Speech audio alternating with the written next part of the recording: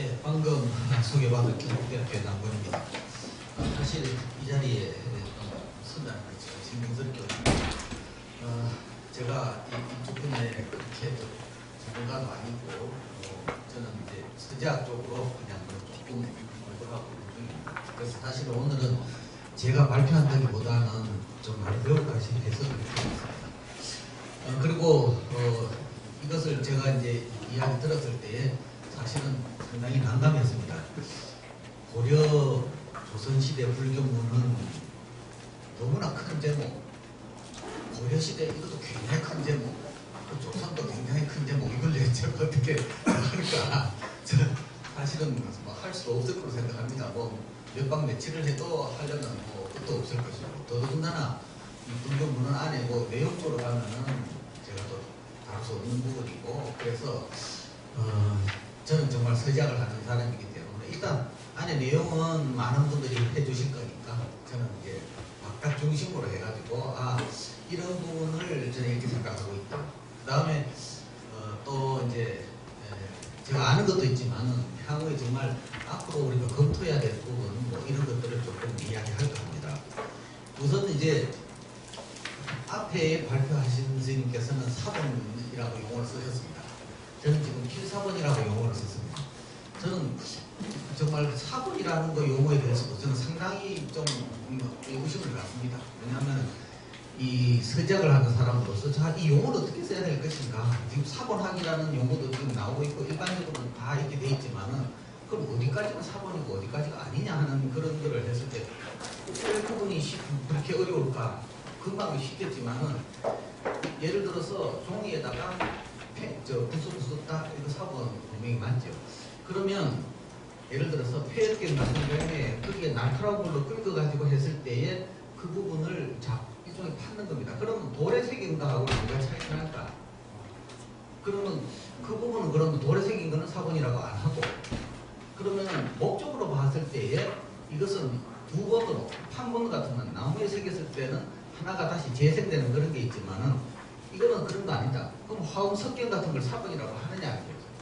석경이라는 것은 그것은 재질을 가지고 이야기했는 것이고, 그다음 사본이라고 하는 것은 행위를 가지고 이야기했는 그 부분이기 때문에 그렇다고 해서 화음 석경이 두 번, 세 번 이거 만들어지는 그런 것이 아닌데, 대장경 같이 판본에 대했을 때는 그건 또 다른 이 모판본의 차원인데, 그래서 이런 부분에 그러면은 이걸 꼭 불교로만 볼 게 아니고 전체 문헌적으로 나왔을 때에 그럼 목간에 적혀 있는 걸 그걸 사본이라고 하느냐? 목간에도 분명히 나무에다 재질이 나무에다가 손으로 쓰는 것인데 그걸 가지고 사본이라는 이름을 쓰느냐? 그래서 이런 것들에 대해서 사본이 보는 관점이 지금까지의 그 학문적인 정의로 보면은 예를 들어서 그 유형으로 가른다면은 고본이다. 정말 원본으로서의 자기의 저술 사상이고 이런 경전을 썼는 그런 것. 그 다음에 전사본. 대개의 이제 이 불교 자료들은 전사본이 많겠죠. 원전 자료를 보고 그것을 계속 이렇게 이어져오는 그런 전사본이 많을 테고, 그것도 초고본 등등 해서 여러 가지 구분을 합니다. 그 다음에 거기에 재료를 가지고 금으로서 쓰는 사경, 은사경, 그 다음에 거기에 또 어떤 발언이 들어가 있고 또 목적을 위해서 공덕경 등등이 많습니다. 다만 아주 정성스럽게 했을 때에 그것을 정서본이라고 하기도 하고, 그것을 목판으로 넘어갔을 때는 그걸 목판을 만들기 위해서 했을 때는 그것을 등재본이라고 하기도 하고, 또는 일본 같은 경우는 판화본이라는 용어도 씁니다. 그래서 목적과 거기에 따라서 많이 다른데 지금 이제 사본이라는 용어의 그 개념도 사실은 정확하게 이렇게 규명을 해놓고 하는 게 좋겠다 하는 그런 생각도 있습니다. 아무튼 우리가 일상적으로 아는 그 사본의 범주는 또 따로 있고, 또 그거를 정말 구체적으로 딱 이렇게 용어 정의를 내리자면 그러한 하여튼 부분도 있다고 생각할 수 있을 겁니다. 그런데 그 안에서 사실은 고려의 사경만 해도 하루 종일 해도 끝이 없고, 그다음 금은리 사경만 해도 끝이 없고 그렇습니다. 그런데 오늘 이렇게 말씀드리는 부분은 여러 선생님들이 다 아시는 그런 어떤 일반적인 이야기로부터 시작해서 그간에 제가 이제 다른 작업이나 이런 것을 하면서 봤던 이러이러한 문제들이 지금 나타난다 하는 이제 그런 걸 조금 이야기를 드리려 합니다. 그래서 처음에 이제 사본의 종류는 조금 전에 뭐 대충 그거를 여기서 다 이렇게 사전적으로 이야기해 드릴 수도 없고요. 그 다음에 고려 사본의 특징인데, 자, 사본이 하면은 우리가 묵서로 된 사경을 재료로 됐을 때, 그 다음 금은디 사경을 이야기하고, 재료로 봤을 때에 뭐 마지, 그 다음에 뭐 감지, 뭐, 그 다음 금리, 은리, 뭐 이렇게 해서 쭉 나올 수 있습니다. 그 다음에 이것처럼 또 뭐 합부, 뭐 여러 가지 붙었느냐, 안 붙었느냐, 단국이냐, 아니냐, 뭐 등등으로 갈 수도 있고, 절전본이냐, 번자본이냐, 뭐 이게 등등 많습니다. 그 다음에 원본과 고사라 했는 건 저거는 보충해서 썼다 하는 겁니다. 사경이 원본으로서 그냥 그대로 다 있는 것도 있고, 그 다음에 보충을 해서 했는 그런 것도 있는데, 그럴 때에 또 우리가 어떤 이 구분점을 봐야 되느냐 하는 것이고요. 그 다음에 사본을 쓸 때에 소위 서사자가 어떤 사람이 있겠는가. 고려시대 때는 국가적으로 했을 때는 뭐 사경원이라든가 뭐 그런 이제 그 기관에서 만들어져 있는 것도 있고, 그 다음 대장경 이런 걸 했을 때도 기본적으로 새기려 그러면 원본을 하나를 써야 될 것이고, 여기서 우리가 초조대장경이나 제조대장경 할 때에 중국에서 개곡판 대장경을 가져와서 그걸 뒤엎어놓고 새겼다. 그럼 중국에서 가져온 그 귀한 것을 뒤엎어놓고 새길 수는 없으니까 그걸 1차 누군가는 한번 베껴가지고 그 베낀 것을 새겼다 하고 보는 것이 정상적인 것이거든요. 그랬을 때 그것을 쓴 사람들은 어떤 사람일까? 지금의 지금 그 의천의 교장 같은 경우에는 대체로 그 사경원의 서자라든가, 그 다음에 관리가 처음 등장됐을 때 초기에 한 5년 그 사이에 있는 사람들을 동원을 해서 그 사람들로 하여금 글을 쓰게 합니다. 그래서 사경원, 그 다음에 어서원이라든가 뭐 이런 쪽에 있는 글 잘 쓰는 사람을 동원하고, 과거 급제에서 금방 들어온 소위 명서급제자 이런 사람들을 동원해서 썼는 것이 있는데, 어쨌든 그런 사람들에 대한 하는 기록들이 어떻게 나타나는가 하는 것이고요. 그 다음에 조선 사본의 특징이라고 했지만은 사실은 조선 시대의 사본은 후기에 가면은 많이 있고, 전기에는 일반 경전을 베끼는 사경, 왕실 주도로 해서 사경들이 있고, 그 외에 우리가 화경이나 특히 이제 법화경 쪽으로 그런 것이 있지만은, 그러나 지장경 이런 것들이 있지만은 그것이 아주 많이 유통되고 그러지는 않았습니다. 육경화보를 베꼈다든가 그런 정도이시고요. 그 다음에 여기서 조선시대의 서사자라고 했습니다만, 한 예를 들어서 이제 조선 후기 거를 지금 제가 예를 들고 있는데, 서사자가 되려고 그러면 어떤 교육을 받고 있고 어떻게 해서 그게 가는가, 국가적인 양성은 어떻게 하고 있으며, 유교 보통 우리가 불교 경전은 스님들 그리고 또 불제자들이 다 했다고 생각하시지만 그렇지는 않습니다. 조선시대, 고려시대에 그 서사자 책에 나오는 것들 다 조사를 해보면, 지금까지 제가 이 동대 ABC 자료라든가 이런 걸 해가지고 보면은 한 얘가 한 500건 정도가 나오는데, 그 중에는 보면은 소위 제가 불자도 있고, 그 다음에 일반인 서사자도 많이 등장합니다. 그래서 그런 이제 글 잘 쓰는 사람이 당연히 책 만들 때 동원됐을 거니까요. 하여튼 그런 것을 한번 보고요. 그 다음에 현재 사찰 문화재 그런 등에서 확인되는 그런 것들을 한번 보겠습니다. 그래서 여기 고본이다 뭐다 이런 건 다 아시는 거니까 바로 넘어가겠습니다. 그 다음에 종류가 어떤 것이 있고, 그 다음에 그것이 고쳐지고 소위 개수됐다, 중수됐다 이런 것들이 쭉 있으니까 정고다, 초고다 등등 그것도 넘어가겠습니다. 그 다음에 초고에서 재고로 가고 이런 식으로 해서 거듭 되는 동안에, 자, 여기서 우리가 생각해야 될 부분이 있습니다. 수정이라는 부분이 있습니다. 제가 뒤에도 말씀드리겠지만, 경전이 전사되는 도중에 필사본과 학본의 큰 차이점 중에 하나가 뭐냐면, 여러 사람에 의해서 써서 내려오는 도중에는 분명히 오류가 있다는 겁니다. 그것이 전제 조건입니다. 오탈연화, 빠지는 것이 있고, 오류로 잘못 쓴 것이 있고, 그 다음 이제 추가로 해서 집어넣은 것이 있고, 자기 의도에 따라서 또는 의도치 않게 무의식적으로 해서 베끼다 보면은 행간을 건너뛰어서 가는 경우도 있고, 심지어 오다가 다른 행으로 바로 연결해서 이렇게 넘어가는 경우도 있고, 그 사본에 나오는 특징입니다. 그래서 뭐 거의 이제 사본을 다 하고 난 뒤에 이제 뭐 이것을 뭐 교정을 하는 그런 기록이 있으면 그건 뭐 확실히 그 부분이 되는 거지만은, 그러나 모든 사본에는 그것이 있다고 전제 조건을 하고 가야 됩니다. 그런데 제가 좀 안타깝게 생각하는 부분은 특히 이 고려시대의 국왕발언 사경이라든가 그런 사경 종류에 있어서 한국에서 아직까지 그것을 교과학적으로 하나하나 이렇게 점검을 한 연구가 그다지 없습니다. 그래서 일부 그래서 몇 개 경전을 대상으로서 해보니까 우리가 말하는 국왕발언 사경, 국가에서 있는 그런 금자대장, 은자대장에서 또 보면 거기도 오류가 나온다는 겁니다. 그래서 건너뛴 것도 있고 막 그런 부분이 있으니까 향후에 이런 부분도 우리가 한번, 근데 이제 사실은 그게 보기 어렵습니다. 뭐 거기 참가 문화재로 지정돼가지고 전체 페이지를 다 펴놓고 보라 하는 그런 게 잘 없으니까 문제인데요. 어쨌든 그 작업을 어쨌든 하긴 해야 되는 부분이다, 뭐 그렇게 생각합니다. 그래서 이러한 오탈 연화에 그러면 뭐 실속에서 넘어간 것도 그렇습니다. 그런데 거기다 또 이체자가 있고 또 뒤에 나옵니다만은 측천무은자가 있고, 그런 이체자의 사용 보면 서체가 어떻게 넘어갔겠느냐 하는 그런 문제, 그 다음 기본적으로 경전에 있어서 형식이 어떻게 바뀌어졌느냐 하는 그런 부분도 우리가 봐야 되는 그런 부분입니다. 자, 그래서 뭐 여기는 이제 뭐 원본과 고본이 있다 하는 그런 이야기고요. 특히 뭐 인본이 없는 경우 어떻게 해서 넘어온다, 이거는 이제 일상적인 이야기들입니다.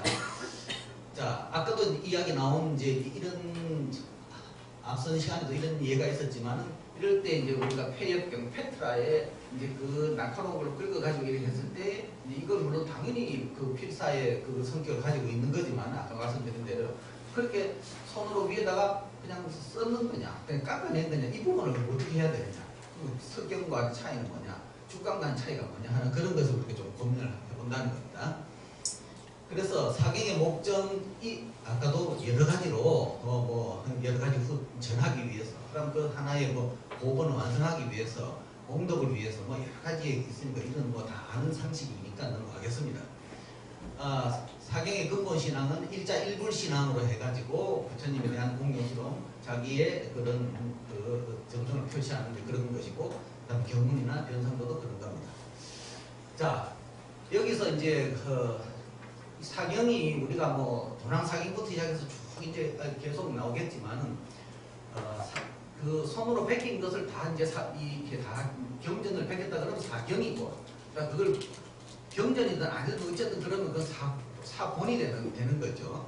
자, 그런데 이런 것들을 이제 유형적으로 이렇게 많이 본다면은 이제 여기에 보통 우리가 묘법연화경, 이제 뒤에도 나옵니다만 묘법연화경 이렇게 되면 이걸 시대를 언제 볼 거냐?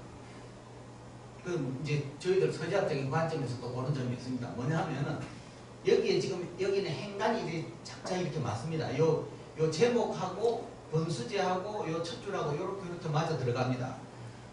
보통은 14세기 이전에는 이 서명의 번수제가 본문의 글자보다 큽니다. 크게 되어 있습니다. 근데 14세기에 오면은 본문의 글자와 이것을 행간을 맞췄습니다.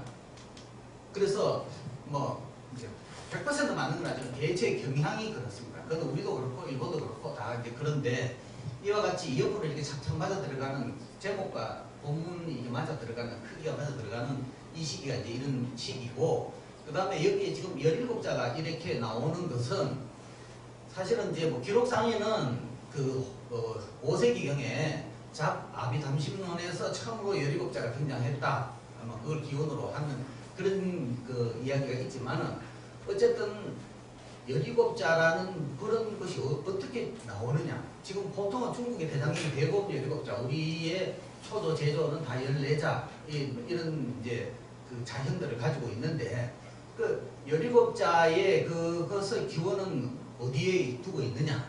이 같은 경우도 한번 보나 마나 17자 같습니다. 제일 우리가 이제 짧은 것도 보면은 아주 짧은 것도 있겠지만, 기본적으로는 13, 그 다음에 우리 대장경이 14, 그 다음에 우리가 그 현종 때, 고려 같은 현종 때 근처에 오면은 삼본 화엄경이라는 거, 현화설에서 만들었던 삼본 화엄경 같은 경우는 15, 16자, 그 다음에 대부분이 이제 17자, 그 다음에 18자, 그 다음에 20자, 그 다음에 23, 24, 그 다음에 28, 그 다음에 30, 32 이렇게 이제 대부분에 나타나는 숫자가 딱 거의 대부분 이렇게 고정적으로 나타납니다. 그래서 그런 거에 대해서 시대와 이런 것을 좀 봐야 되는데요. 그래서 아까 이야기 말씀드린 대로 중국 5세기에 그 자바비담신문에서 7자가 처음으로 나타나고 그 상하이 폭은 20cm 정도의 이제 이 규격을 갖고 있습니다. 그러고 난 뒤에 중국에 가서는 한 6세기 초반경에 가면은 종이 폭이 약 한 40cm쯤 되고 이 아래 위 높이는 약 한 25에서 32 근처로 이제 오기 시작하고 그 다음에 행수는 옆으로 행수는 우리 대장경이 지금 22, 23행 행이죠. 제목 있을 때 22, 본문이 23인데 23행 뭐 이렇게 이제 넘어가는 그런 체제로 등장하기 시작해서 이게 이제 6세기 후반쯤에 오면은 이제 거의 이게 거의 돼가지고 길이가 40에서 50cm로 약간 늘어나고 그 다음에 7세기 당대에 딱 와가지고는 행수가 28행이 기본 틀. 그래서 많을 때는 30행. 근데 한 28행을 기본 틀로 이제 딱 고정되게 됩니다. 그래서 그것이 7세기경에 그런 형식이 대체적으로 이렇게 완성됐다. 이렇게 봐야 됩니다.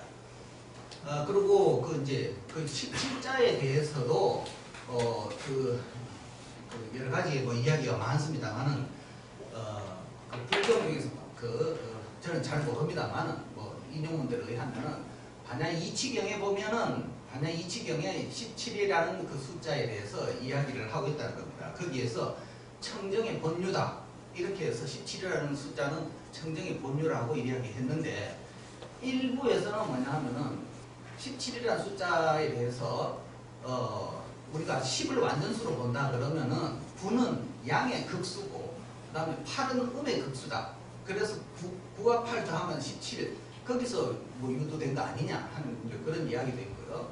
또 그 17이라는 숫자는 근데 저는 또 이제 이 불교의 수에 대해서 이렇게 본다면은 현수, 재성법수라든가 이 법수 같은 데 보면 그러나 이상하게 1부터 시작해서 쫙 다 있는데 15, 16, 18로 넘어가 버려요. 17은 싹 빠졌어요. 재성법수에 성명이 하나도 없어요. 설명이. 그래서 이거는 왜 이런가 이런 이야기들이 있는데 여기는 왜 건너뛰고 있는가 하는 그런 거는 모르겠습니다만 어쨌든 거기에 지금 뭐 근원을 이제 여러 가지 찾아보려는 사람들의 이제 그런 이야기들이겠죠. 그래서 대충 이제 이 형식이 이쯤에서 완성이 됐다. 시대가 7, 8세기에 완성이 됐고 그 다음 길이가 보통 아까 당대에 이제 40cm에서 50cm로 6세기 후반에 그렇게 됐다가 그 뒤로 가면은 이제 보통 45에서 47cm 우리의 대장경들이 대부분 다 46에서 47cm입니다. 다만 화엄경하고 그 다음에 그 대반야경 같은 경우는 길기 때문에 그것이 55cm에서 57cm로 10cm 더 깁니다. 행수도 25행으로 늘어나고요. 그래서 그때 좀 늘어나는 게 있고 그 다음에 이제 그 중국에서는 사실은 이 80cm까지도 이렇게 내려오는 것이 있습니다. 원나라 광판 대장경 같은 경우에는 이 전체가 67, 42행입니다. 42행으로 지금까지 제일 긴 행을 가지고 있거든요. 길이도 제일 길고.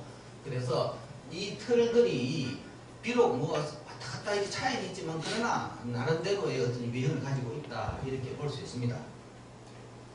자, 이 같은 경우에도 지금 이제 몇법 연화경인데 자, 조금 전에 이거 봤을 때에 여기서 묘법 연화경이라는 거하고 제목은 글자가 작게 되고 이렇게 넘어갔는데 요 사이에 간격이 또 문제가 됩니다. 권수제와 이 앞에는 사실은 변상도가 있어야 되는데 이 변상도와 제목의 간격이 이 문제인데 사실은 원칙적으로는 한 행을 비우게 되어 있습니다. 그런데 이제 그게 지금 이건 안 지켜진 것이고요. 그 다음에 이 같은 경우에 또 본문이 끝나고 난 뒤에도 권 말제도 한 행을 비우게 되어 있는 것이 원칙입니다. 그래서 이런 것이 원칙이고 그 다음 단계로 가보면 이제 여기서 아까는 이제 뭐냐면 맨 앞에 법화경은 감지 그 다음에 그 마지 그 다음에 이거는 백지에 묵서로 되어 있다 하는 걸 이제 보여드리는 것이고요. 지금 이와 같은 이제 그 소위 이제 장적으로 봤을 때는 권자본, 이제 절적본인데 이 권자본 같은 경우에 여기에 개업장 지는 아라다가 있는데 여기에 제목 우리가 일반 고서를 한번 생각해 보십시오. 고서 생각하면 고서의 제목이 큰 큰 책의 가운데에 있는 게 아니죠. 이거 저것처럼 절적본은 가운데에 있습니다만은 요것이 요 모양처럼 요 앞에가 표죽이라 그래서 대나무가 끼어진 첫 번째 여는 그 부분을 딸지 않게 하기 위해서 대나무를 끼우고 있는데 여기 제목이 있습니다. 이 현상이 이게 책의 표지가 나중에 딱 펼치면은 나중에 일반 소위 선장본 실로맸을 때의 책의 표지가 되기 때문에 책의 표지의 위치가 항상 왼쪽 상단에 가서 딱 이렇게 오게 되거든요. 이 영향으로 그렇게 가게 되는 겁니다. 자, 그러고 난 뒤에 이제 여기에 뭐 이제 뭐 3번 화환경의 표시가 있고, 그 다음에 여기에 이 개북장 지는 옴, 오라담, 아라담, 아라다 이 부분에 대해서는 사실은 소탕, 여기 보면은 양무제가 그 달마한테에 묻습니다. 그래서 소탕 만법, 그 다음에 건립 만법 이렇게 해서 한 번은 다 없어지고 한 번은 새로 다 만든다 하는 그 답을 달마가 해줬다. 거기서 이 의미가 나왔다고 이렇게 되어 있습니다. 그런데 어쨌든 이제 저 표시가 개법장 진언인 요 표시가 우리나라는 대체로 세조 때까지 나타나고 그 뒤로는 저 부분이 없어져 버립니다. 뭐 없어진다기보다는 있긴 있는데 책의 표지의 제목에 저렇게 표시가 안 되는 거죠. 자, 요런 이제 그 개법장 진언과 책의 형식이 있다가 지금 여기에 이 보상화라고 그러죠. 이 보상화가 이렇게 4개가 들어가는데 보통은 사경에 이래 두루마리 사경이 보통은 천년도 소위 대보적경이라든가 11세기의 사경에는 이게 한 개 그림이 이게 크게 보상화 하나 반에 걸립니다. 그 다음 시대 좀 내려오면 2개, 그 다음에 12세기에서 이러오면 3개, 그 다음에 14세기 딱 가버리면 이게 거의 4개를 딱 보상화 4개로 뻗어집니다. 물론 여기도 또 이제 이 향기가 이쪽 방향이나 이쪽 방향이 어느 쪽으로 가느냐에 뭐 하여튼 그 차이도 있습니다만은 어쨌든 형식적인 이제 변천 과정이 그런 것이고, 요 바깥에 있는 이 선을 곡두문이라 그러는데 보통 회문이라고도 하기도 하고 모양이 약간씩 다릅니다. 변상도를 딱 펼쳤을 때는 거의 이렇게 돌아가면서 있는 것이 금강저 모양으로 이렇게 돌아가는데 여기가 소위 무시무종, 시작도 없고 끝도 없다 의미를 그렇게 해서 불법이 돌아가는 걸 보여준다고 이렇게 되어 있습니다. 어쨌든 이제 의미를 이제 그런 식으로 지금 규정하고 있는 것이고요. 장경에서는 그렇습니다. 이거는 이제 마지의 금리로 지금 이제 했는데 사실은 여기에 이제 간격이 여기는 약간 그래도 있는 편입니다. 약간은 보통 경전에 보면 항상 딱 붙어 있는 거 하고 딱 떨어져 있는 것인데 원칙은 한양을 비워야 되는데 이제 이렇게 돼 있다는 것이고요. 여기는 금강절에 표시되어 있는 그 부분이고, 다른 데서는 전기에는 금강제가 나오는 건 거의 12세기 좀 가야 나오지 그 이전에는 전부 다 회문이나 이렇게 간단한 모양으로 이렇게 나타납니다. 자, 지금 여기도 이제 이런 모양으로 이제 금리로 되어 있는데 보통은 백지 금리 사경으로 가면 14세기 후반으로 떨어지고 늦게는 조선 초기까지도 오는데요. 여기에 이제 개법장 진언이 있고 법화경 이렇게 되어 있는데 사실은 이 부분을 사실 저도 모르겠어요. 자, 변산도에 여기에 제목이 나오는 이 부분 아직까지 불교 미술사 뭐 이래서 이 변산도에 연구하는 사람들이 여기에 대한 언급이 전혀 없더라고요. 언제부터 여기에다가 제목이 나오느냐는 거죠. 그런데 우리 지금 해인사에 있는 그 3번 화엄경, 제조본 화엄경에는 보면은 오른쪽에 저기 제목이 들어갑니다. 그러면 그게 1230년대라는 이야기죠. 그러니까 그 이후에 있는 건 분명한데 판본에도 있으니까. 그리고 대부분 우리가 뭐 많은 것이 화엄경, 법화경, 그 다음에 지금 저렇게 나오는 것이 법망경하고 몇 개 아미타경 그런 정도밖에 없습니다. 나머지는 이제 뭐 유통이 잘 안 돼서 그런지 모르지만 하여튼 실례를 볼 수 있는 것이요. 그런데 지금 어쨌든 그 이전에 우리가 868년에 중국의 저 대흥박물관에 있는 금강경이라든가 우리나라의 그 대보적경을 읽어보면 다 이게 없습니다. 제목이 안 나오고 그냥 전체 화면으로 이렇게 구성되어 있거든요. 그런데 하여튼 이게 13세기 가서 나타난다 이거죠. 그러면은 그 근거가 분명히 어디 있어야 되는데 왜 저게 갑자기 이렇게 번차가 들어간 게 나올까? 하여튼 지금 이제 저도 조사를 하고 있는데 이제 들어가면 이게 편하긴 편하지요. 왜냐면 이 부분을 그림 그린 사람 다르고 이 부분 다르고 이러니까 서로 나중에 갖다 이렇게 연결해서 놓기가 좋으니까 찾기가 쉬워서 이거는 맞는데 이렇게 크게 넣었을 때는 이유가 있을 거라는 그런 이야기죠. 자, 어쨌든 그거는 이제 의문으로 남겨놓습니다. 지금 이거는 더더군다나 금리로 해야 되는데 그냥 비워놓은 것도 그것도 좀 의아스럽고요. 그 다음에 이제 뭐 사경의 종류가 여러 가지 있습니다는 부강 발언, 개인 발언 뭐 등등이 있는 것이고요. 지금 부강 발언에 그 아이광 태자 이것도 이 앞에 본문이 있을 거겠죠. 태장이 이제 그 은자 대장으로 이렇게 돼 있다는 것이고요. 대부분 지금 뭐 나중에 이야기 드리겠습니다. 은자 대장은 부강 발언 사경일 때는 14자로 당연히 되어 있고 그 다음에 국가에서 발언한 사경인데도 그 대장경인데도 불구하고 17자로 되어 있는 것이 기림사라든가 이런 데 다 지금 나오고 있습니다. 현직론 같은 경우에도 이것도 은자 대장에서 나오는 것이고 금자 대장, 은자 대장, 뭐 각장 일교 대장까지 있죠. 자, 그 외에도 이제 우리가 두루마리만 보는 것이 아니고 이렇게 해서 이건 기림사에 소장되고 있는데 이렇게 뭐 일반의 방책본으로 이렇게 나오는 것도 고려 때는 이렇게 이제 제본된 거는 안 나오겠죠. 실로 낸 것이 아니고 풀로 붙이는 그런 정도만 나오는 거죠. 자, 그래서 표지 서명과 이제 권차 함차라는 부분이 표지의 서명하고 권차 함차라든가, 그다음 변상도 내의 서명과 권차라든가, 그다음에 권수제의 변상도 권수제와 서명과 변상도하고 간격의 문제 이 부분에서 그다음에 권차 품 이것도 향후에 문제가 됩니다. 뭐냐면 지금 무슨 경우 번 1일에 했던 거 하고 무슨 품으로 법학경 같은 경우 품이나 화환경 품 이렇게 시작하는 게 많습니다. 그런데 지금 이제 저도 서작하고 있습니다. 서작하는 이제 또 일부 주장자는 뭐냐? 품으로 시작하는 것은 이것은 신라 쪽으로 이렇게 이 시대를 올리는 경향이 많습니다. 그러나 저는 그거는 이제 그건 뭐 단호하게 그렇게 볼 수 없다라고 생각하는데 물론 경항이라든가 이런 쪽에 보면은 분명히 품으로 시작해서 바로 이렇게 나옵니다. 그러나 조금 이따가 예를 보여드리겠습니다만 품으로 시작하는 것 중에서도 우리가 완전히 고려를 하기에 그게 아주 뭐 허다히 볼 수 있는 겁니다. 그래서 그거는 좀 그러한 문제다.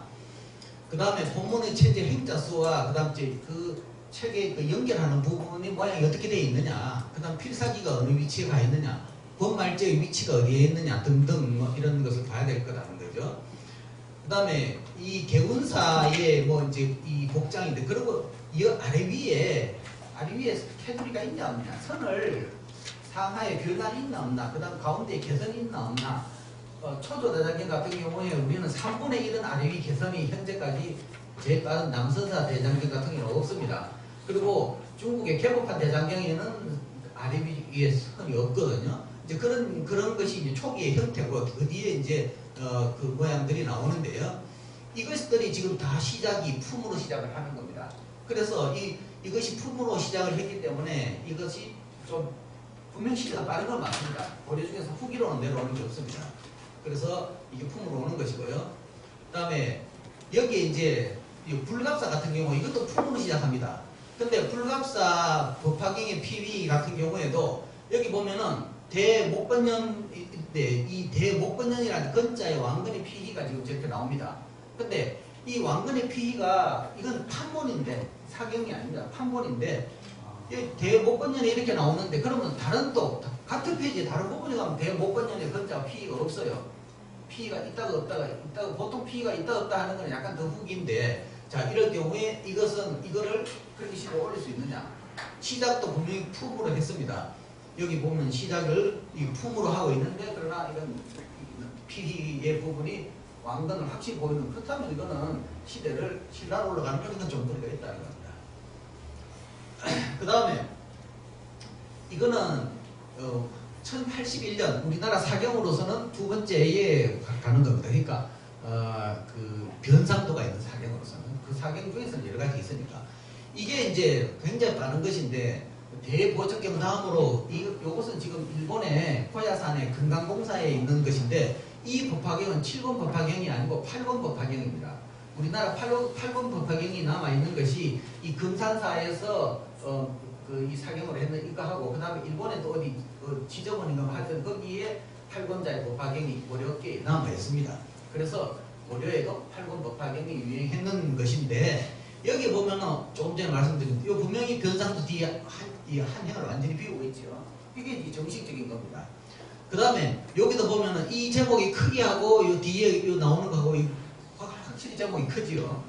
이와 같이 이제 이렇게 정상적인 그런 것이 있고 그 다음에 여기에 소위 뭐 금강저 같은 것이 이렇게 이제 조금 근데 요거보다도 좀 더 빠른 한세기 약간 뭐 한세기까지 안 되지만 대보적경 같은 경우는 전혀 이 변상도 이때부터는 이 변상도가 후기의 변상도 1200년도 1300년도 변상도하고 거의 모양이 같아집니다. 그런데 이 이전에 딱 가면 대보적경에 와서는 완전히 이 변상도 체제가 우리가 알고 있는 그런 변상도하고 다른 모양이거든요. 이 가해 테두리도 그렇고요. 그래서 여기 보면은 이와 같이 여기도 본문이 끝나고 한행 띄우고 제목 나오고 그 다음에 여기에 이제 태강 7년인가요? 태강 7년 여기에 해서 금산사 중직 성원이라는 스님께서 이걸 발언했다 하는 이런 내용이 들어있습니다. 그래서 하여튼 8권 법화경으로서 아주 유명한 것이고요. 그 다음에 이 표지화가 이렇게 되어 있습니다. 아까 제가 무늬가 1개 반 정도로 걸린다고 했는데 이것은 지금 뭐 1개 반은 아니지만 뭐라고 지금 이야기하기도 곤란한 그런 소위 고상화도 아니면서 지금 모양이 지금 들어와 있는 거. 초기 거는 이런 현상입니다. 그 다음에 이제 권말제의 위치에서 지금 이 대반야경 여기 한차가 이래 나오는 것은 요거는 지금 기림사의 것인데요. 요렇게 기림사에는 요렇게 되어 있는 것도 있고 그 다음에 이것처럼 하나 지금 둘 셋 나오지만은 그러나 여기 대반야경이 본문하고 딱 붙어 있는 그런 것도 있습니다. 요거는 이제 그 원래 정상적인 거에서 벗어나 있는 거죠.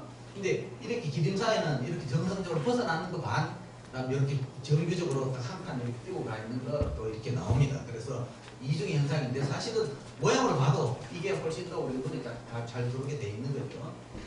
그 다음에 이제 이 화엄경 같은 경우에 이제 이렇게 폐기라든가 이런 부분이 뭐 발언자라든가 이런 것이 이제 앞에 나오는 그런 것이고요. 그 다음에 요게 지금 예. 태종 그분가 태종원년. 예.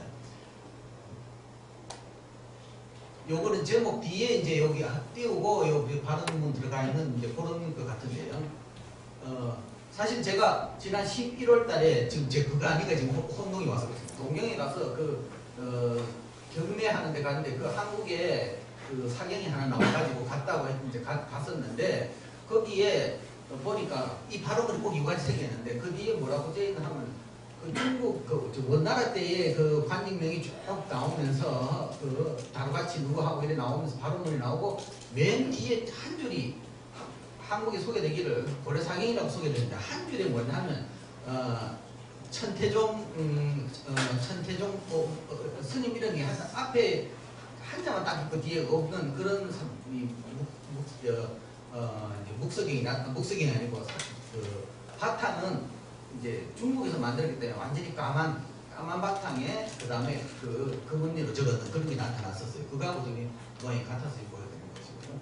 이건 이제 사경들의 이건 일본에서 건너온 것인데 원래는 성광 7년이니까 1375몇 년일 겁니다. 근데 이것은 일본에서 소장되어 있다가 우리나라로 다시 왔던 그런 사경입니다. 보통 이게 위 이렇게 나가면 이 시대는 전부 다 원대의 그 몽고 압제하에 들어갔을 때의 저런 현상으로 이렇게 나와 글자가 유도될 때 그런 용어는 많이 나옵니다. 그 다음에 이것은 일본의 남선사에 소장되어 있는 사경 중에 사경이 남선사에 한 10점 정도가 있는데 그것은 전체 대장경 안에 일부가 들어갔습니다. 그렇기 때문에 여기는 금리 언니는 없고 저렇게 백지에 묵서로 되어 있는 그런 사경입니다. 그래서 여기는 12연생 12연생 상서경인데 요게 아마 2개가 있는 거. 그런데 여기 하나가 보면 여기 은천 광록대부 쭉 이렇게 해서 최무라고 이렇게 나오는데 이 종이들을 보면은 종이가 아주 좋습니다. 여기서는 지금 잘 안 보이지만은 종이가 아주 팽팽하고 매끈매끈합니다. 옆에서 보면 광택이 막 나고 그랬는데 여기 뭐 코팅이 돼서 코팅이.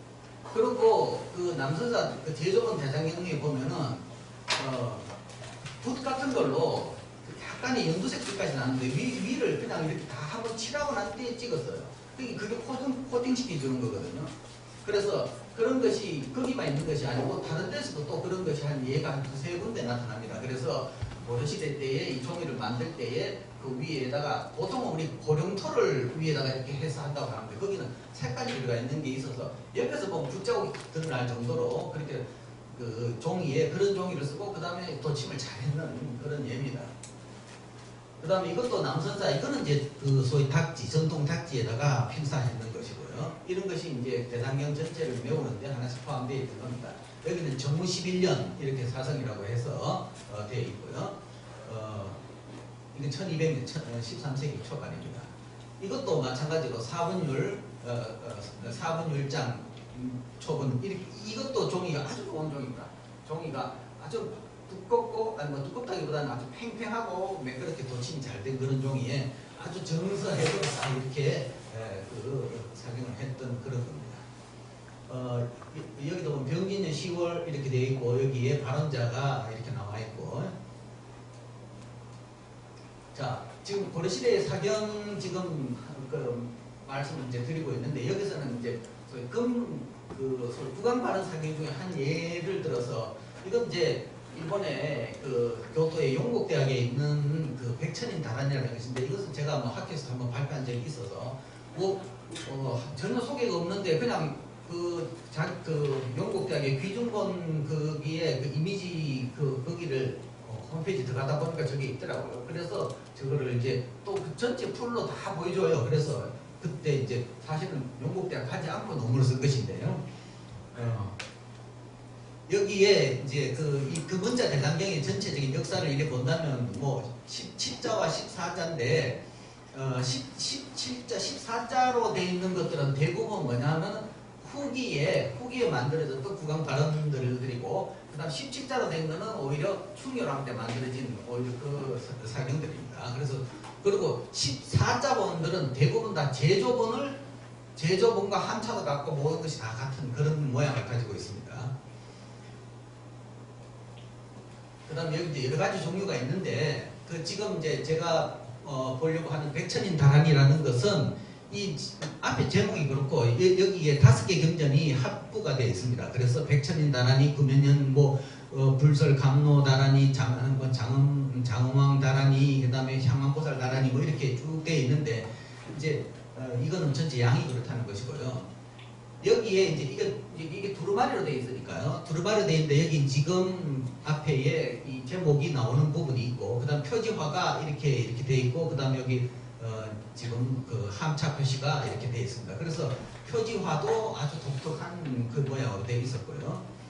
그 다음에 그 안에 이렇게 열면 넘기면은 이렇게 해서 신장상이 들어가 있는데 이 지금 알려진 신장상이 우리나라에 몇 개가 안 됩니다. 4개인가 밖에 안 되는데 그 신장상을 다 조사를 지금 이것 때문에 해보니까 이 신장상의 모양이 소위 지물을 지고 있는 모양들이 왼쪽 같다 오른쪽 같다 뭐 하여튼 모양들이 다 다르게 나타납니다. 그래서 그 당시에 여러 가지 아직까지 나온 것이 몇 개 안 되기 때문에 서너 개밖에 안 되기 때문에 지금 우리가 확인 안 되지만은 어쨌든 그 당시에 여러 가지 방법이 시도되었던 걸로 그러니까 구도가 시도된 걸로 보입니다. 그 다음에 이거는 이제 법화경 이제 지금 우리나라에서 개성에서 나온 거 그거 탑에서 나온 그거의 이제 복원이고요. 그런데 이 안에 이 그림 밑에 여기 보면은 여기 전 뭐라고 지금 되어 있는데 자, 이 글자를 어떻게 읽어야 될까? 이거는 분명히 그린 사람의 이름입니다. 그래서 뭐 보는 사람마다 이걸 우자로 봐야 되냐, 이자로 봐야 되냐, 이걸 신자로 봐야 되냐, 뭐로 봐야 되느냐 하는 뭐 여러 사람의 의견들이 있어서 이거 아직까지 결론을 못 내고 있습니다. 하여튼 그러나 이 그림을 그린 사람 이름이 정확히 탁 나오는 게 유일한 예거든요. 그래서 이건 아주 중요한 이제 예입니다. 그 다음에 이제 그 사기 중에서 제일 이게 우리가 눈여겨봐야 될 부분인데요. 이거 아까 그 그림 뒤에 여기 뭐라고 되어 있냐면 고려국왕 왕하고 여기 이제 사인이 들어가 있고요. 그 다음 원성전하고 여기 사인이 들어가 있습니다. 근데 이걸 오른쪽으로 보면요. 여기에 지금 고려국왕하고 여기에 들어가 있는데 여기에 충렬왕의 사인이 들어가 있습니다. 사인이 들어가고 수일 들어가 있고 왕춘입니다. 왕춘. 조개패 옆에 범춘자에 들어가는 왕춘이고, 그 다음 이제 요 밑에는 파스파 문자로 지금 도장이 딱 적혀 있는데, 이 원성전 제국대장 공주입니다. 제국대장 공주라서 여기다가 지금 파스파 도장이 이렇게 딱 찍어 놨는데, 이것을 이제 확인을 해보니까 이 파스파 문자로서 뭐냐면 이걸 봉인입니다. 봉인. 그래서 근데 사실은 뭐냐면 이 제국대장 공주가 원나라에다가 황제한테 그 나를 위해서 지금 소위 그때 뭐 부마 고려국왕지인이라는 걸 왕이 받거든요. 그래서 나도 그런 걸 하나 해달라, 소위 왕비로서 해달라 했는데 그쪽에서는 안 내려주는 겁니다. 안 내려주고, 그렇기 때문에 이게 봉인이라는 도장을 줄 수밖에 없지 않았나, 하여튼 뭐 그렇게 생각이 됩니다. 그래서 어쨌든 두 사람 이름이 저래 들어가면서 이렇게 두 사람이 확실히 발언했다 하는 것을 보여주는 거죠. 그 다음에 이 백천인 다란이에 이제 여기에 백천인 다란이, 그 다음에 금연연고, 그 다음에 뭐 장원보살, 평왕 뭐 이렇게 들어가고, 맨 뒤에 가서 지원 21년 세제 갑신 고려국왕 궁주. 그래서 사실은 이쪽 분야 연구하는 사람들은 궁주가 누구냐에 대해서가 상당히 그간에 다른 국왕 발언 사경에 궁주 누구라고 되어 있어요. 궁주 발언이 나왔는데, 이 궁주가 당시에 뭐냐 하면은 제국대장 공주도 있고, 그 다음에 또 이 국내에 그 왕비가 있어 두 사람 중에 누구냐를 이래 했는데, 결국은 이 궁주가 제국대장 공주라는 게 이걸로 통해서 이제 밝혀진 겁니다. 그래서 금자대장을 했다. 쓴 사람은 누구냐 하면니까 여기에서 군기주부 최정이라는 사람이 썼다. 이제 여기까지 이제 알게 된 겁니다. 그래서 이제 이 다른 불설 잡장경 이런 데도 보면은 국왕궁주가 특별히 누구 했다 했는데 이때 몰랐다는 거죠. 그리고 이제 금자대장 이렇게 만들어진 것이고요. 그 다음에 이제 이 축 부분, 여기 축에 보면은 여기에 유리 끝이 딱 이렇게 나옵니다. 우리가 보면은 그 신라의 화엄경에도 보면은 뒤에 사비를 집어넣고 뭐 축을 만들어주는데, 이것도 보면 아주 정교하게 축이 딱 이렇게 들어가 있습니다. 노출을 뭐 우리가 뜯어볼 수는 없지만은 어쨌든 그렇게 들어가 있습니다. 자, 그런데 이 백천인 다란이를 어떻게 만들었을까 하는 문제를 이렇게 봤을 때 이것이 합부로 되기 때문에 역대 대장경 안에 그러면 백천인 다란이와 같은 시스템을 갖고 있는 대장경이 뭔가를 이렇게 봤어요. 근데 맞는 게 없더라는 겁니다. 계보장을 봐도 없고, 뭐 지금 초장도 봤고 금장도 보고 다 순서가 다 안 맞아요. 그러면 이거는 백천이는 뭐를 보고 봤느냐 하는 이제 그런 걸 봤거든요. 그래 봤더니만은 제가 이제 뒤지다 보니까 방산석경을 뒤졌는데, 이 방산석경의 이 시스템하고 똑같습니다. 행자수 순서, 그 다음에 함차. 이 방산석경의 함차는 우리 대장경하고의 함차가 2개가 차이 나거든요. 그래서 이 2개의 함차 차이도 그대로 딱 이렇게 유지되고, 그렇다면 뭐냐면은 이것을 만든 이 시기에 1284년에 이미 방산석경에 뭔가 이 거란대장경에 이미 거란대장경에 들어와 있었죠. 그거에 영향으로서 이것이 만들어진 거 아닌가 이래 봅니다.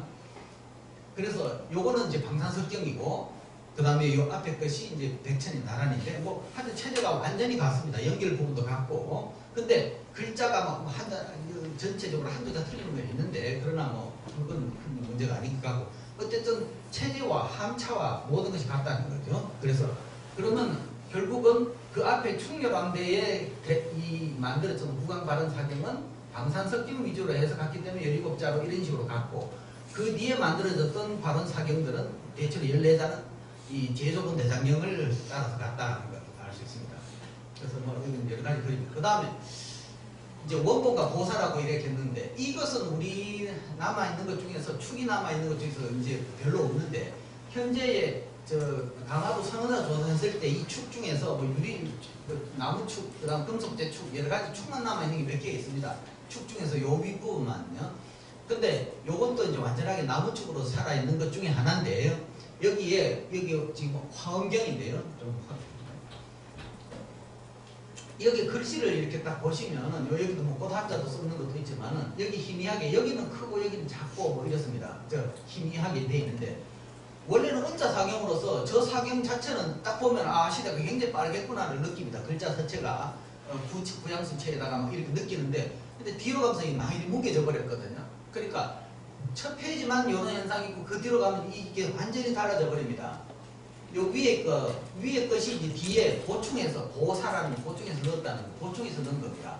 그런데 이 보충해서 넣은 사람이 누구냐 하면은 해인사의 주지를 하신 향려대사가 향려스님이 보사했다고 딱 적혀져 있습니다. 그래서 1329년인가요? 철력 2년 이때에 이걸 했다고 이렇게 나와 있습니다. 여기 뒤에 보면은 향려보사 해서 현재 2질이 남아 있는데 화학경 중에서 그러니까 이거는 앞부분이 남아 있으면 이건 굉장한 그 중요성을 가지고 있는데 물론 이 부분도 누가 썼고 그다음에 그 고래 그걸로 써도 확실한 거니까 아주 중요한 거죠.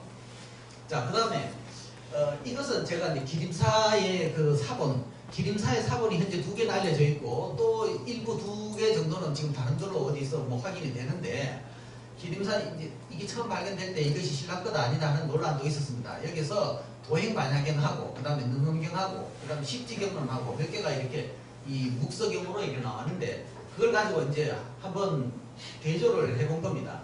특히 여기 번자 같은 경우에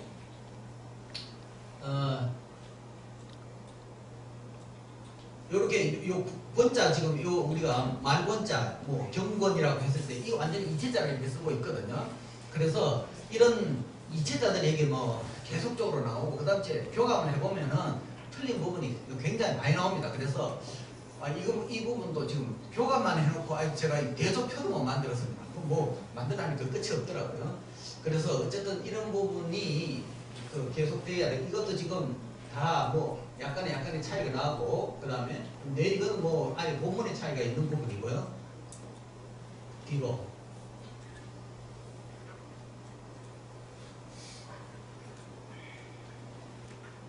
그 다음에 이런 데는 이렇게 보면 쭉 나가다가 보면 틀린 부분도 뭐 이렇게 있고 이렇게 뭐 글자 두 자가 하나로 바뀌고 뭐 이래 하다가 아예 이것은 중복으로 기사됐다. 아까 그 빠지고 들어가고 하는 것이 있다. 이런 것이 이제 완전히 사경을 하면서 실수가 하는 거죠. 근데 이럴 때 이런 거는 공덕경이라고 볼 수 없는 거죠. 완전 정성을 들여가지고 이렇게 한자 점검을 한 것이 아니고 정말 뭐 공부를 했었거나 아니면 백개들 목적으로 쓰는 그런 이런 것이 한 개 사실은 다 대조가 돼야 되는데 지금 뭐 이거 지금 뭐 완전하게 지금 대조된 이뿐만 아니고 지금 대부분의 한국의 그 고려 사경은 거의가 지금 이렇게 교감 작업이 전혀 이루어져 있지 않습니다.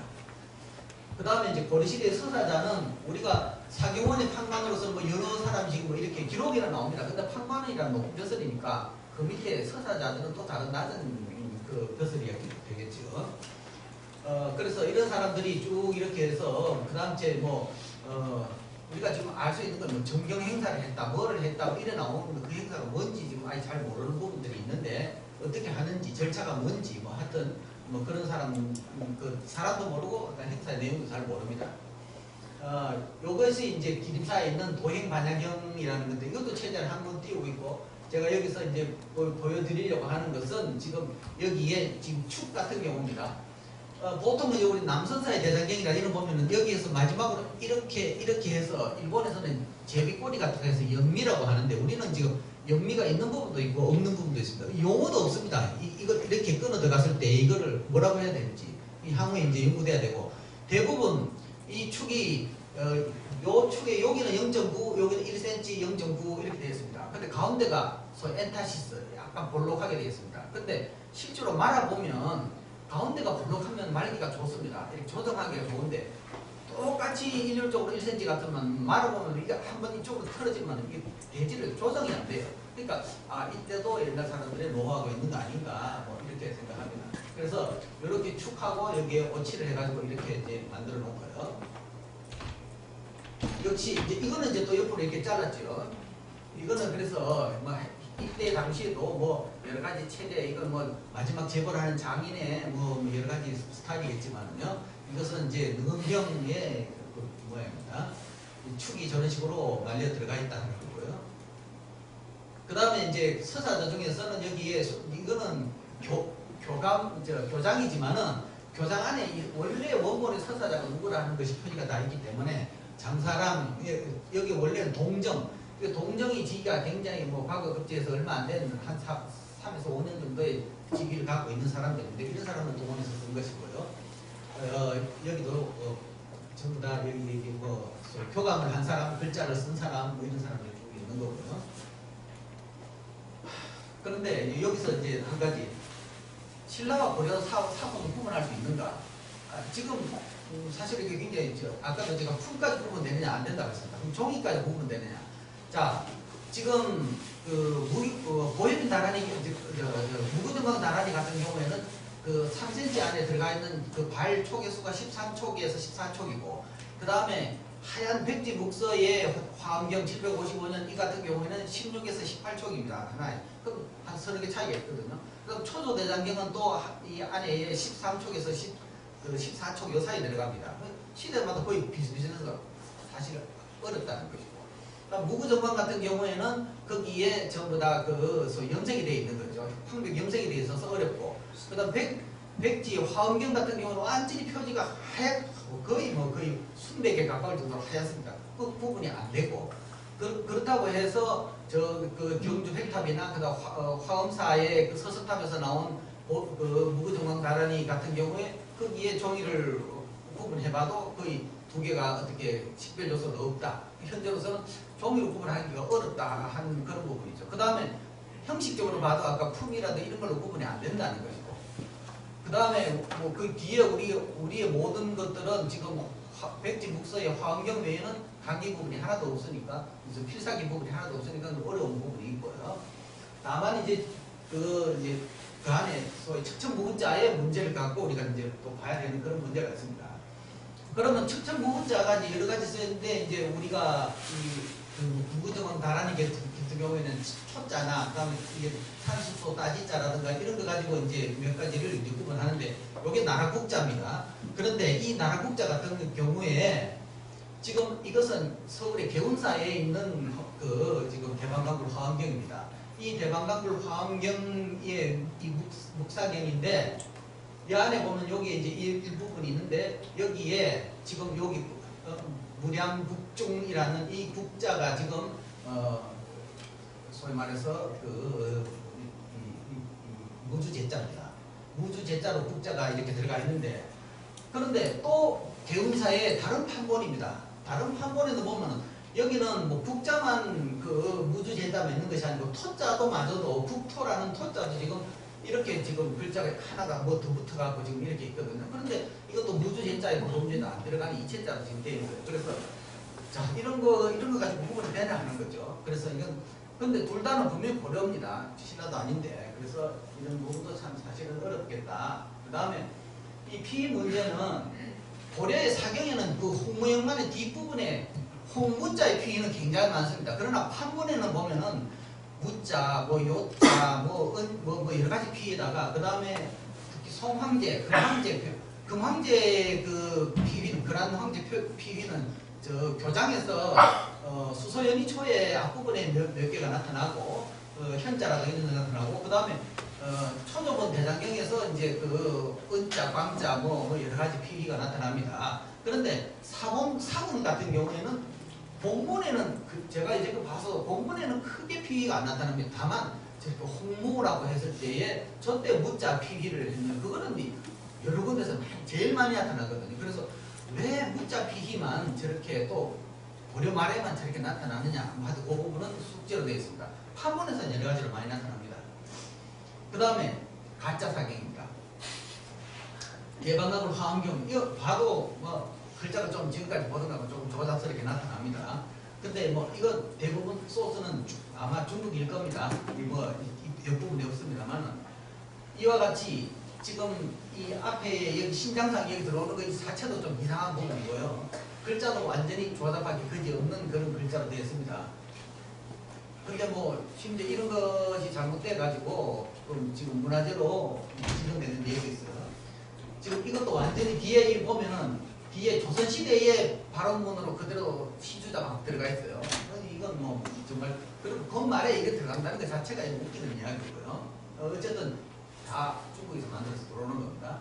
자, 이 경전이 모처에 지금 문화재로 지정돼서 한대 시도가 된 겁니다.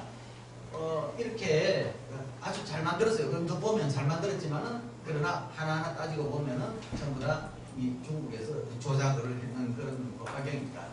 여기 전상도도 이렇게 돼 있고, 그리고 이런 부분이 도저히 감지하고는 저는 도저히 안 맞죠. 뭐 벌써 뭐 화학약품 처리돼가지고 이런 것이 우리 것 같으면 여기 광택이 나지 이런 식으로 나올 수가 없습니다. 그리고 여기 이제 사경의 금리 부분에 있어서 일본에는 정창원의 기록에 의하면은 금사경을 하고 난 뒤에 이 멧돼지, 산돼지 뭐 하여튼 그 뿔을 가지고 그 위를 문지른다 이렇게 돼 있거든요. 그런데 그래고 그걸 실험 보고서까지 나와 있습니다.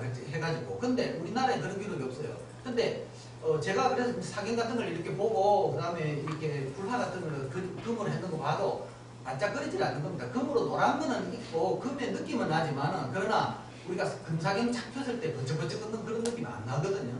그런데 그걸 정말 한번 문질러 놓으면 그래 반짝반짝 빛나요. 근데 자 그냥 저렇게 금으로 쓰고 이렇게 쫙 문질렀어요. 퍼지진 않을까? 누가 한번 실험을 해봐야 되는데 일본에는 그 기록이 분명히 있고 자기네들이 실험 보고서까지 나와 있어요. 근데 우리는 지금 아직 그런 게 없는데 한번 해봐야 되는 거지. 이건 뭐 전혀 그런 거하고 번쩍거리는 광택하고는 상관도 없습니다. 우리는 하면 이 자체도 글자도 광택이 있고 이것도 이 부분도 이렇게 옆으로 보면 그냥 반짝반짝 광택이 나거든요. 그런 부분이 하여튼 문제고 그 다음에 이거는 묘법 변화경 축도 있고 다 살아있습니다. 이거 언뜻 봐도 아 이건 한국 건 아니다. 일본 거다라는 걸 알 수 있습니다. 아주 잘 되어 있습니다. 일본 겁니다. 일본의 사경 정상적인 사경입니다. 근데 이 뒤에 가면 묘법 변화경 해서 향다 근거 2년 뭐 하고 쭉 이렇게 나왔습니다. 그래놓고 뒤에 지원 12년 고려국왕 발원 금자 대상 이렇게 붙여놨어요. 이건 뭐 완전히 이제 고려부로 둔갑을 지금 시키고 있는 그런 부분이거든요. 그러니까 그냥 이거 없어도 일본 상용으로 좋을 텐데 이제 이걸 뭐 한국에서 어떻게 유통시키기 위해서 이렇게 이걸 써놓은 거죠. 그래서 뭐 이런 거는 뭐 금방 재질이나 이런 거 봐도 금방 알 수 있습니다. 그런데 현재도 지금 뭐 이렇게 일본 것이 들어와서 국내 것처럼 이렇게 되는 게 많습니다. 그 다음에 위자 그럼 금판으로서 이렇게 보통 지금 우리가 저쪽에서 백제 금판이라고 되어 있는 금강경 같은 경우에는 그 뒤에서 앞으로 이렇게 뾰족한 거에서 끌어서 내서 이렇게 이 양각으로 되어 있으면 밑에서 끌어서 시작하는 부분하고 끝 중간 부분하고 이렇게 진하게 눌렸다가 다시 힘없이 빠지다가 다시 눌리고 이런 부분이 있는데 이건 전혀 그런 거 아니죠. 중국에서 만들어진 위자가 돌돌돌 말려 있습니다. 근데 굉장히 강하고요. 그 다음에 특히 이런 게 많습니다. 혹시 여러분들 이런 거 많이 보실 수 있을 겁니다.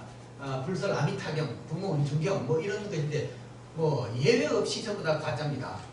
그런데 이런 걸 가짜 만들면 분명히 원본도 하나 있을 텐데 아직까지 원본을 제가 이런 거를 뭐 한 20개 지금까지 한 봤지 싶은데 그 중에 아직 하나 원본은 없더라는 겁니다.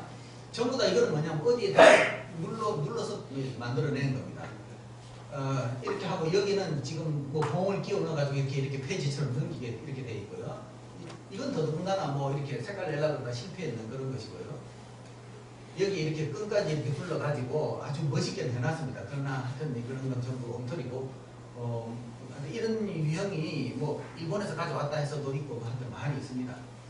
그 다음에 조선시대에는 뭐 여러 유명한 그 완평대군부터 뭐 있는데 그 사람들의 이제 선체로 되어 있는 것이고 사경 중에서는 이거는 이제 임목대비 그 아버지 대원 그 군군하고 부원군하고 이렇게 돼가지고 만들어졌던 육서경이고 이 표지는 원래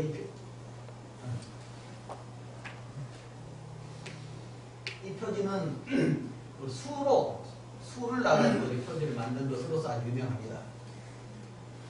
그 다음에 여기 이제 가장 유명한 것이 고려말부터 조선 초기에 성달생 판본이 그 법화경은 거의 대부분 다 차지하고 성달생 성계의 두 형제에 의해 가지고 법화경 능경이 만들어졌고요. 근데 이제 조선 시대에 그 글 쓴다 하는 그 용어를 보면은 서사, 서자, 서간, 간서, 뭐 사자, 뭐 필수, 필서 용어가 아주 많습니다. 뭐 한 60개 정도 쓰여졌다고 보면 됩니다. 그런 서사한다는 그런 용어에서 그 중에서 아미타경 같은 경우에 이제 서라든가 이런 용어를 쓰고 있고요. 이제 이 중에서 이제 그 제가 꼭 하나 보여드리고 싶은 것은 이 홍표지입니다.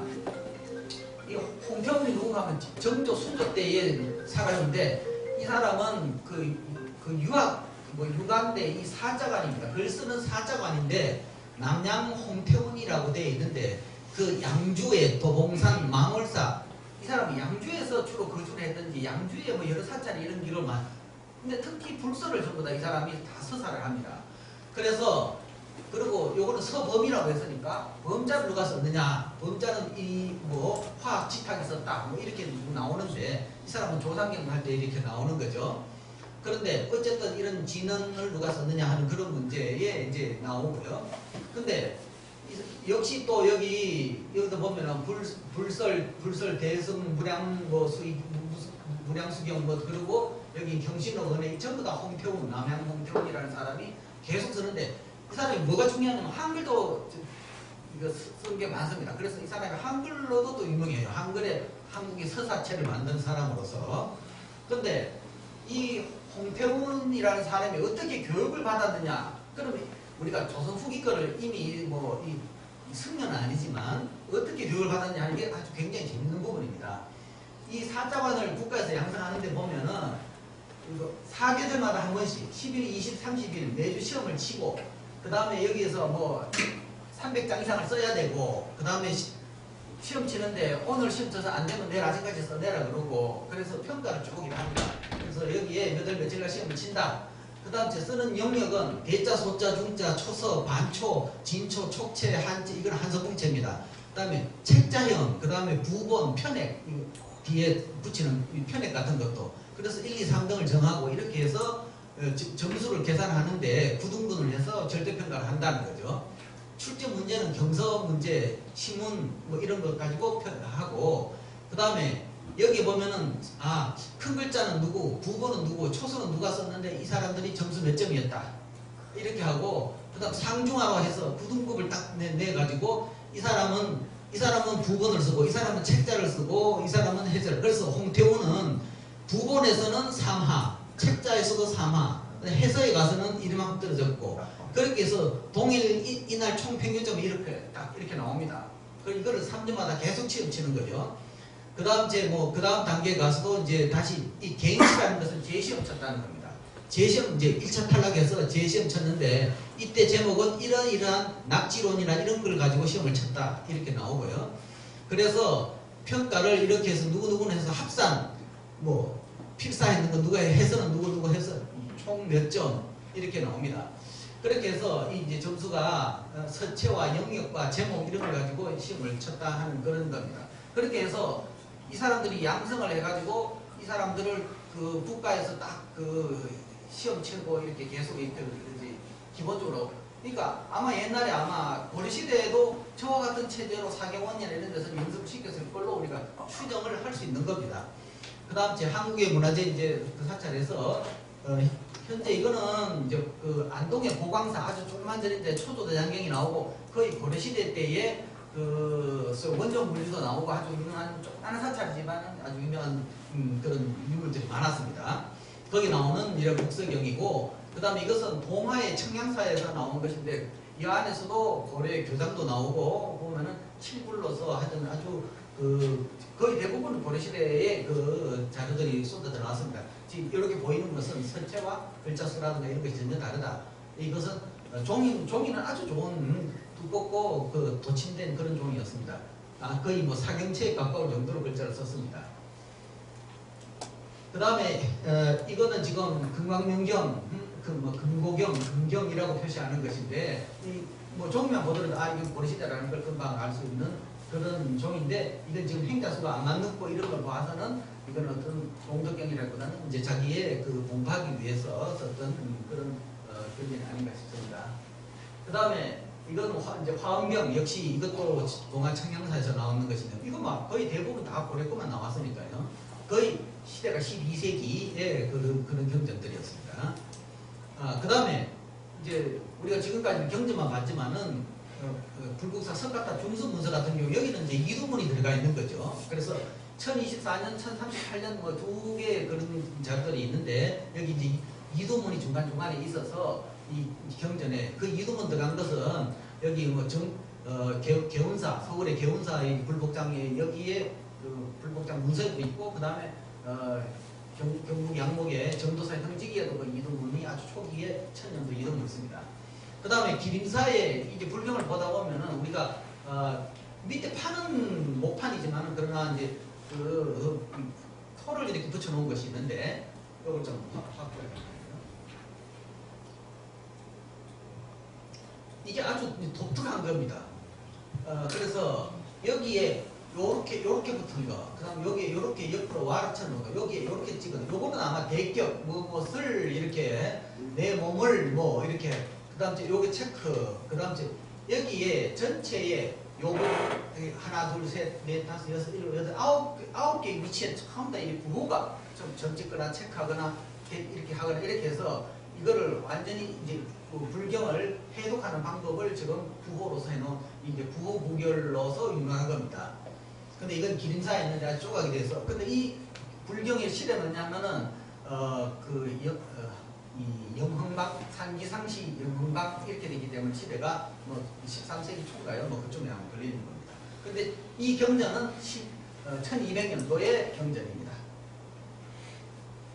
근데 이제 이거를 풀어보면은 이와 같이 이제 이렇게 이 하나에 이렇게 찍혀 있는 것이 무엇을 의미하느냐, 이렇게 이제 우리가 풀어본 것인데, 뭐 하시고, 뭐 하고, 뭐 쭉 이렇게 나옵니다. 위로 붙고, 옆에 붙고, 뭐 이렇게 해서 점이, 보통 이게, 근데 이게 뭐 일본의 소위 훈독, 군대하고도 비슷하고, 그 다음 우리의 석도구결하고도 거의 같은 형태로 나타납니다. 그래서 점이 여기 붙거나, 여기 붙거나, 그러니까 이르샤데, 뭐 이렇게, 이런 지금 말씀한 옆에 이렇게 붙고, 여기는 하나, 둘, 셋, 넷, 이러면 문장이 한 뭐하고 이렇게 돌아가지고 해석이 좀 나와야 되는 겁니다.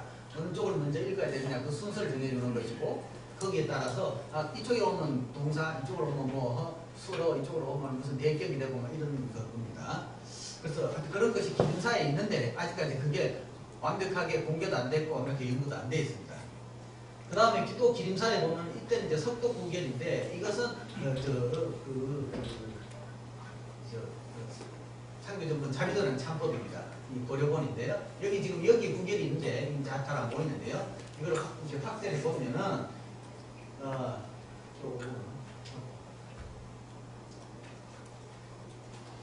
여기 이렇게 붙어 있는 것이 이것이 뭐 하시며 하고 뭐 요건 무엇을 뭐 이거는 이두에서는 양중 뭐에서 뭐 이렇게 되어 있는데 이거는 의 시, 뭐 등등 이런 이제 그 석독 구결이 좌측 우측 이렇게 쭉 붙어 있습니다.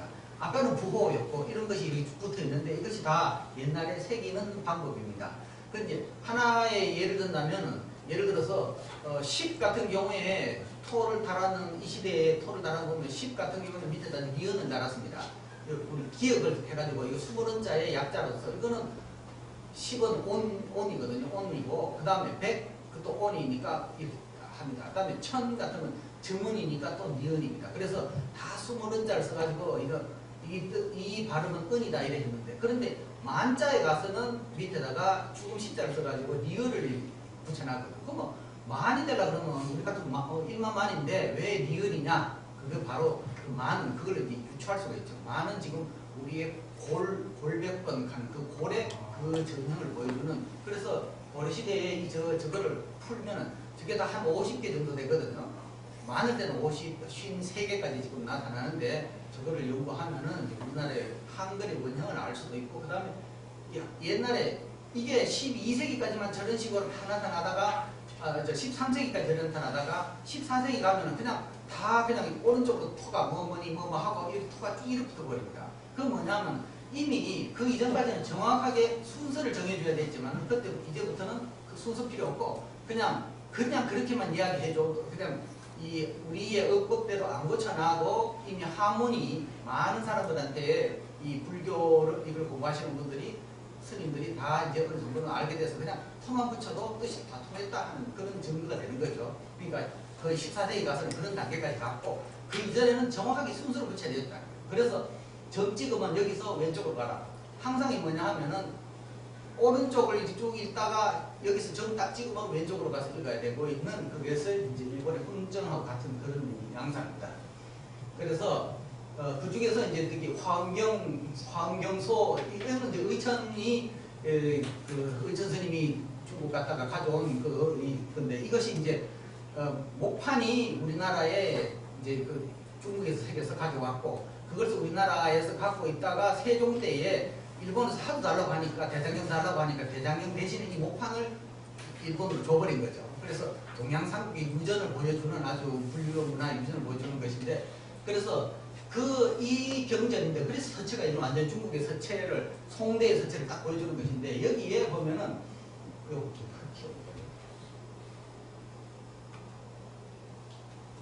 여기에서 몸을 뭐 장음인지 뭔지 모르겠지만 한데 여기 을 붙고 여기서 올라가서 뭐 하야 이런 거다. 항상 오른쪽을 먼저 있고 왼쪽으로 가고 이렇게 되거든요. 뭐 보살은 연성하저 뭐 하여 이거는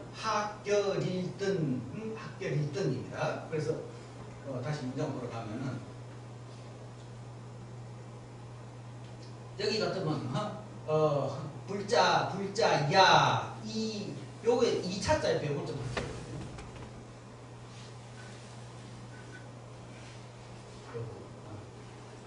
여기 나하고 여기 요렇게 붙는 게 뭐 오드이자입니다. 오드이자의 옆에 부분만 살이 있고 나의 이래 돼.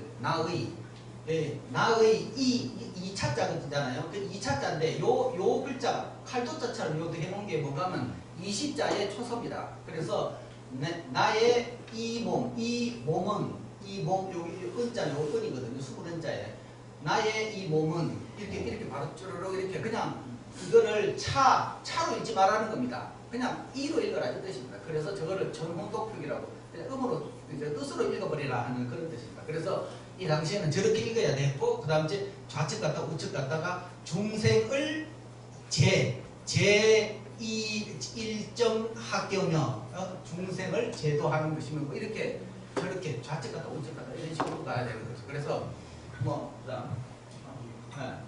이와 같이 해서 불교에 제가 지금까지 말씀드린 것은 불교의 뭐 책의 사경에 필사에 그런 것도 있지만은 그러나 여기에 부속돼 가지고 체제라든가 글자서체라든가 거기에 들어가 있는 우리가 다른 어떤 필사된 어떤 기록이라든가 이런 것도 다 같이 이렇게 연구해야 될 부분인데 이 하나하나가 너무 큰 거라서 오늘은 그냥 이런 것이 있다 이런 정도만 하고 마치겠습니다. 감사합니다.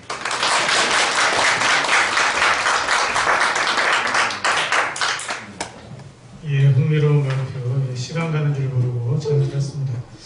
3시 반인데요. 한 10분 쉬고 제3주제 발표 진행하겠습니다.